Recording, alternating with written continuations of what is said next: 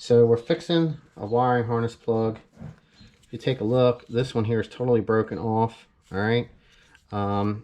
This is a used one from another harness. Okay. I've actually have this off, so I want to show you what you got to do here. So you get this so you can push this back. These wires are going to have to separate a little bit. All right. Pop this piece off.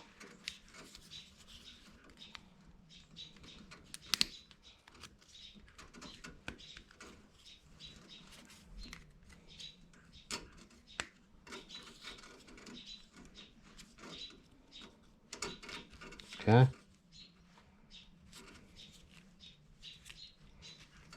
It's actually caught on these wires. That one's pretty ugly right there. Looks like somebody might have wired in a watt box or something. Okay. And you have your seal. Pull this out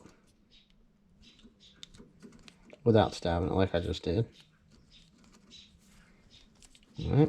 Now, this one here actually locks the clips in.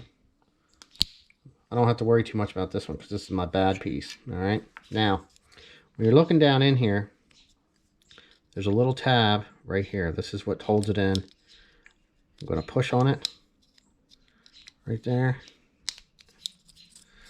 and pull on the back on the wire at the same time. Slide this out. So I don't mix this up. I have the other one here, okay? So I want to go in that same side, so I'm going to slide it in. Locks right into place, okay? Let's do the middle one.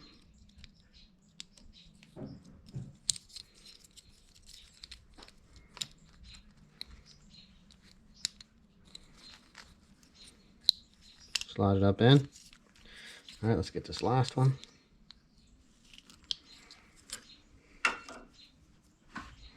All right. Now, if you look, see this has a shape. It has to go this way. That's what it looks like from the back. Slide that in. Take our seal. Slide this up. Put this lock in there. If you have two of these, pick the nicer one.